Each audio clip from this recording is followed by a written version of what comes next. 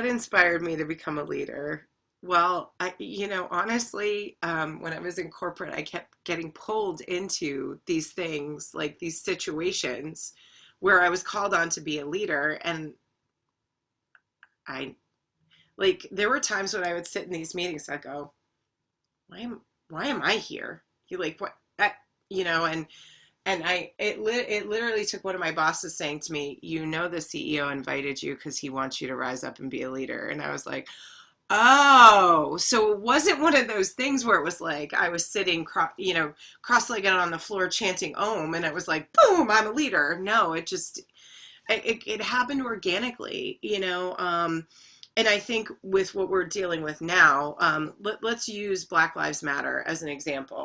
For years, I've been doing anti-racism work behind the scenes. I didn't talk about it. But then I started noticing, and I don't remember who I read the quote from, but basically she said, if you're complicit and you're not saying anything, then you're part of the problem. And I was like, shit. Well, I I I choose not to protest. Here's why. I've got a good friend that is a cancer survivor, and my husband is essential and has not stopped working. And I don't want to go out into a crowd and possibly pass it along and cause that problem. So, what can I do? Well, I've got a captive audience in all of my channels, right? And I was not vocal on social media about Black Lives Matter. And then I knew when George Floyd was murdered, and I watched that tragic incident happen in front of my eyes, like many, that I couldn't be quiet anymore. Like I couldn't. Now, was I vocal in other ways? Yes, but not as publicly.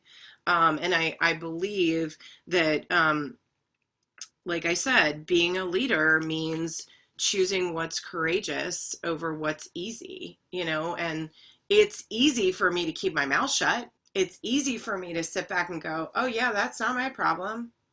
It's easy for me to deny that I had white privilege. It's easy for me to deny that there's white supremacy. That's easy.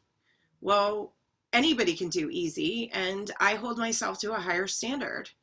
Leaders are everywhere. It doesn't have to be somebody who's running a multi-billion dollar multinational company.